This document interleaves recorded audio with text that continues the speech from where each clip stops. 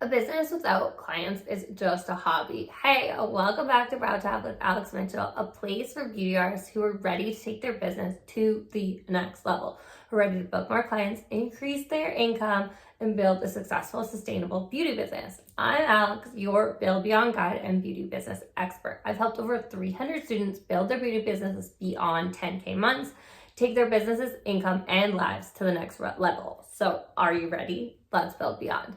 So a business without clients is just a hobby. I know that's super harsh, but it's true. Without clients, you are a talented and skilled artist, but you have no one to offer your services to and no way to make money. And it really, really boggles my mind that the way our industry works, the way the beauty industry works, in our trainings, we are taught this amazing skill, but rarely are we taught how to share it with others, how to get clients, and how to actually build a business. And I'm sure that's fine if you were going to get a job as an employee in a salon where they get clients for you and you get paid no matter what, you get paid hourly or however that works. But that's not how it works for most of us in the PMU industry, or really the beauty industry in general anymore.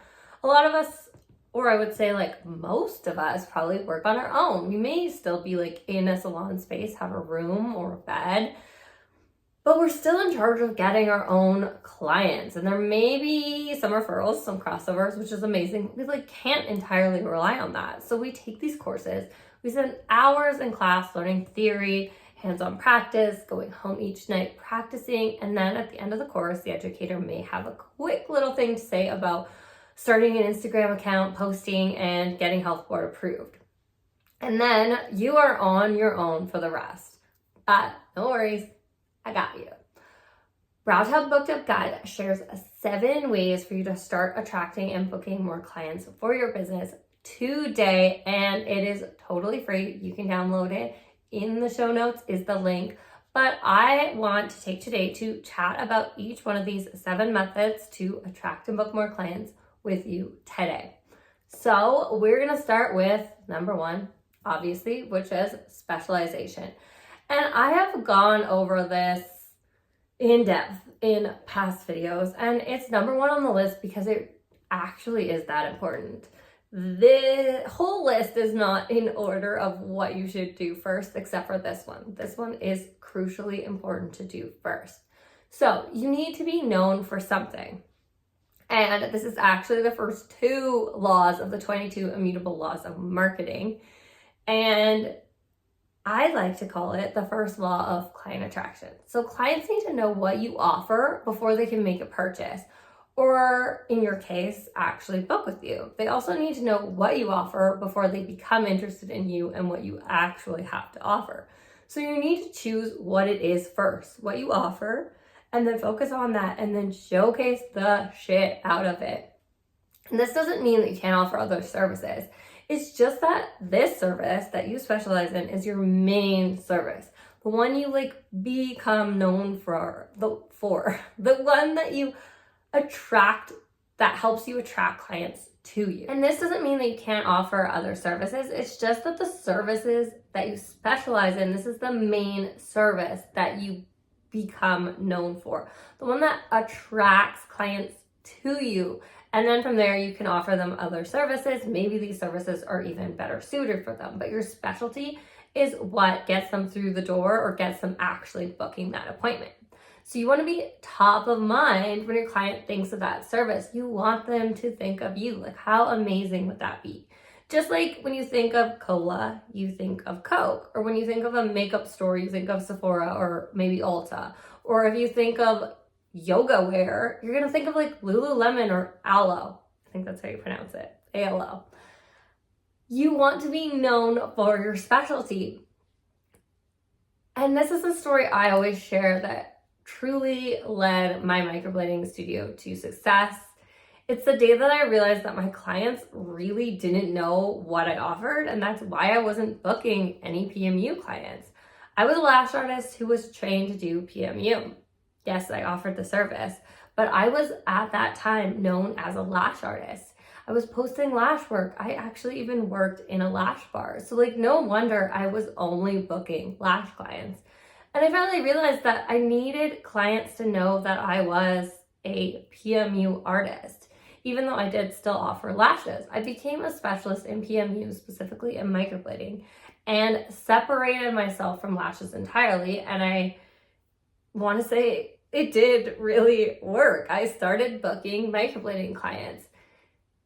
Now, if I tell people now that I started in the industry as a lash artist, they're surprised because they only know me as a microblading specialist because I did set myself up that way. So I was able to choose a specialization in something that I wanted to be and then separate myself from other services, even though I did still offer them.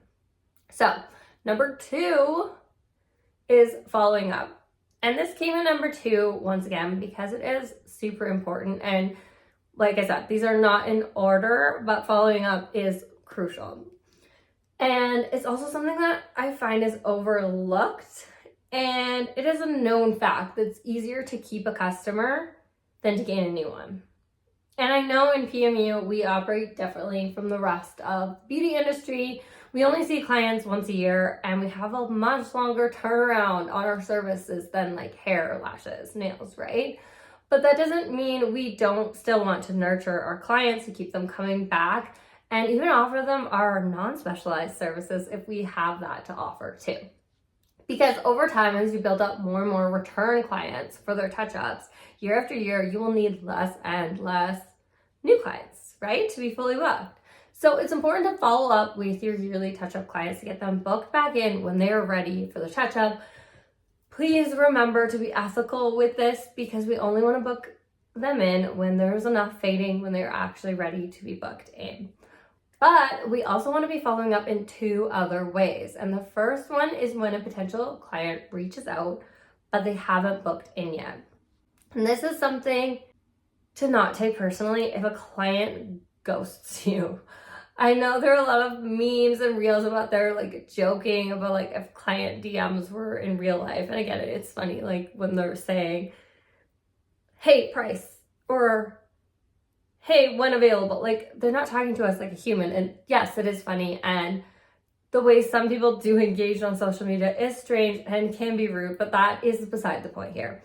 We're running a business and we need to remember that our businesses and our services are not always our client's main priority, okay? And they're interested, but they may have gotten busy or something came up and they meant to reply, they meant to reach back out. But if you follow up with them, they are gonna be so happy to hear from you, happy to be reminded to book in and feel like you actually care, which is huge when it comes to offering outstanding customer service. So by reaching back up, you can get a free booking by not letting your ego get in the way, by not letting you taking it personally hold you back. And if they still don't reply, honestly, whatever. Sending them a message took you, a minute? And they may remember a month or 2 later and they'll see that you reached out and be like, wow, that's like really nice of her. I do want to book in with her. So like, don't let those bookings get away from you just because you don't want to be annoying. You can be leaving a lot of money and clients on the table.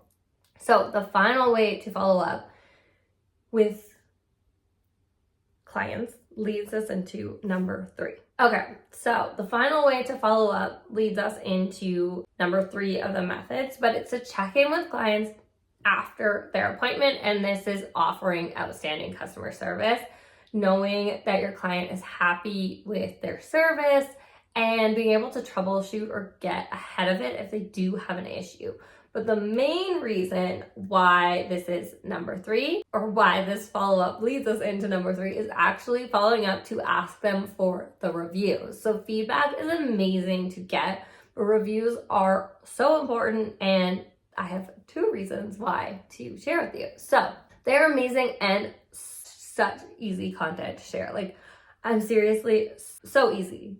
I always like to think of Bring It On when Big Red is like, Platter, Nationals, hello. That's how I feel about this.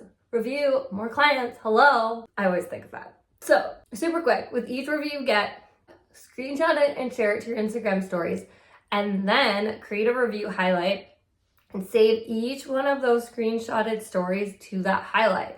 So now whenever someone or a potential client comes across your Instagram profile, They can see your amazing reviews right there without having to go to your Google reviews or your Facebook reviews or wherever it is that you're showcasing and collecting your reviews. But the second reason collecting reviews or following up with your clients to collect reviews, why it's important is you're collecting them on a public platform.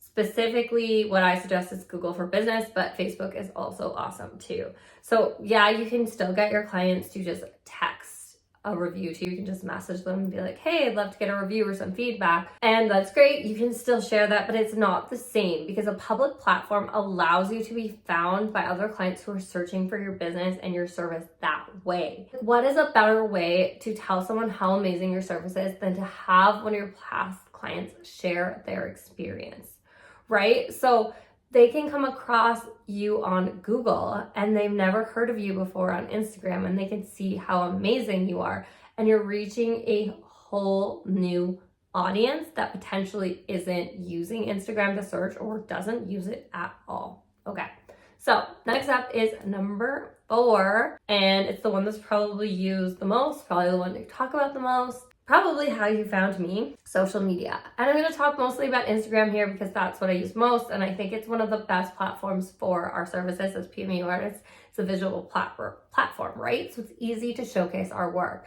And I honestly think it's one of the most positive platforms. I feel like some of the shit that goes on in the comments on Facebook and TikTok it gets a little bit weird, but besides the point. Anyways, social media is of course an amazing remember, it's a free tool that we can showcase what we have to offer. And it's important to remember that we're using it for business. So we need to optimize how we actually use it. We need to showcase what we offer. We need to show up consistently, but we also need to stand out. So while we do all the businessy things, we need to stand out in a scroll, right? You need to stand out and have somebody stop and watch or look at what you are sharing from all the other accounts out there, from all the other PMU artists who are using that platform. So how do we do this? We showcase our edge. We let our personalities shine through. And I shared more on this in the last episode, Confident Sales, how to show up more confidently so that you can book more clients.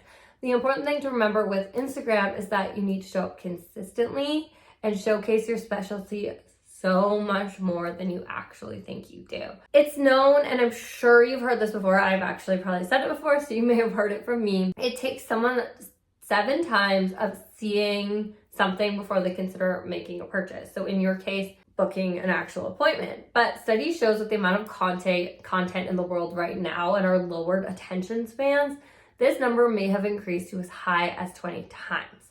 So let's stick with the basics and say, for example, a potential client needs to see you, what you have to share, 7 times, right? 7 times would be really great if you posted once a day for 7 days and they've seen every single one of those posts. But that's not really how it works, right? Our clients aren't always on when we're posting, and Instagram, I believe it's like 10%, followers see 10% of the content that we actually share. So you need to be showing what you have to offer so much more than you actually think you do. And you need to get that thought out of your mind that you are being annoying because clients are not seeing it as much as you are posting it. And little side thought here, and something I always recommend, especially when you don't have a ton of content, is actually resharing your content. You can reuse photos of your work, videos of your work. You can reuse content that you've created, video content like that, because like we said, only 10% of your followers are actually seeing them. And whether they're paying attention or not, right? Like how many times have you scrolled and you don't even remember what you looked at? So don't be afraid to reshare too if you're low on content or you've just loved whatever it was that you created it. You're allowed to share it as much as you want to, but make sure you are showing up as much as you possibly can. So keep showing up, and even if it feels like no one is watching, like no one is engaging, no one is booking, it does take some time, but once you get that snowball going, it will be so worth it. Okay, we're getting through them here. So number 5 is referrals. And this one does kind of go back to following up, but in a different way. Referrals are amazing and they're old school, and I love that because they're one of the old school methods that still work. And I mean, they really work. You can build a whole business on referrals alone. And that's why offering outstanding customer service is important as well. Because you want current clients to send everyone they know to you. And when you are good at what you do, why wouldn't they? And the cool thing here is that clients, they're doing the work for you. You are doing what you love. You're creating art, your specialized service for them. And they're so happy, they want to scream it from the rooftops, or at least they want to text their best friend, their sister, or their daughter about it, right? And referrals can be done in many ways, but 2 main ways are organically. So just simply asking your clients to send you referrals, handing them out some cards on the way out, or adding this to your follow-up when you ask for the review. Or you can actually create like a referral program, offering clients an incentive, something in return for sending more clients to you. And it can be a discount on that service, it can be a gift, it can be like actual cash, whatever you feel comfortable with, but you also want to make sure that it's something that your clients want. So 2 different ways to literally just have your clients do the work for you and send other clients to you.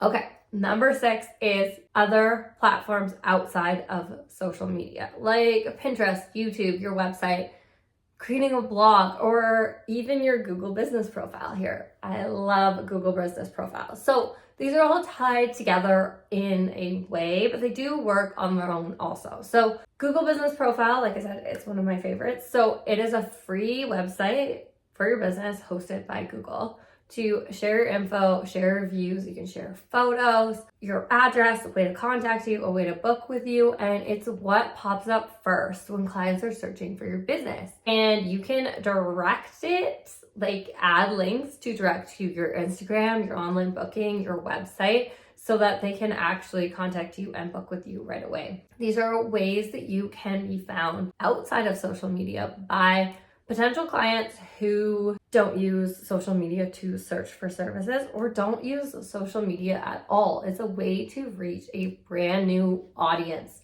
of potential clients. Okay, number 7, finally, is to create an irresistible offer and what I like to call the time investment strategy. So you do need to offer what you have to your clients, right? We talked about this in number 1 in specialization, that clients need to know what you have to offer before they buy, before they book with you. You do need to offer it to them. You do need to sell, and it doesn't have to be in a bad way, but you need to showcase what you have and you need to say, book with me. I'm open to be booked, right? And a way to do that, to entice clients to actually book with you, is to offer a special. And I know that there's some back and forth with this, some drama about whether you should or should not actually offer discounts for your services. But if you look at it this way, if you're not currently booking clients, would you prefer $0 or some amount of dollars that's just a little bit less than your full price? I would pick some amount of dollars, right? So with each discounted service though, you have to look at it as an investment in your business. So an investment in practice and experience, in getting more photos and videos, in referrals, in reviews, in yearly follow-ups. That's a pretty great return. And when you're in business for long run, not quick cash, you have to play the long game. You're investing your time now for more return in the future. And I have put this method into my business many times, and this one I can truly say it works. And it works now, but it also works in the long run because I'm still getting lifetime value out of all these clients who came to see me when I first started my business. Some of them have even moved out of town, and they now work me into their trips of when they come home to visit friends and family. So you're investing in the long run of your business, some money now for more money later, right? Okay, so that's 7, but I of course included a bonus. The guide has number 8 bonus for you, which is email marketing, and another one of my faves. And it's something that I find is also not talked about a lot in our industry. And it's the value of collecting email addresses. Every time I send an email to my list, I get at least one booking, and it can be as simple as that. And this goes into following up also. I feel like everything ties together, right? It's super easy to craft an email and to follow up with all your past, current clients and leads all at once. And you can do this for free. A lot of email marketing platforms have a free version for lists under 500 people or under 1,000 people. So you can easily create beautiful branded emails, kind of like the ones you would get from big stores that you probably are already on their email list. You can create ones that look like that too, really easily, and send them out to your whole list all at once for free. So you can stay top of mind, so you can stand out, so you can share specials or some new information on your services and remind clients of you and your business and get them to book in. I also add a little snippet at the end of each of my emails saying, I love referrals. If you know someone who'd be interested in this, please forward it to them. And that works too. I've actually gotten clients just from adding that. And I duplicate it on all my emails. I've created it once. I don't have to recreate it. But something super small like that really works. And it's, once again, it all comes back together. So that's it. 8 methods you can put into play today to start attracting and booking more clients for your PMU business. You can start today. You can send an email today. You can book a client today. You can post a review today and book a client today. But you do have to start. You do have to take action. I've said this before. The law of attraction doesn't work without the law of action. If you want to learn more on each of these methods, download the free booked up guide. The link is in the show notes. While you're at it, hit follow and subscribe. I put out new episodes every week. See you then.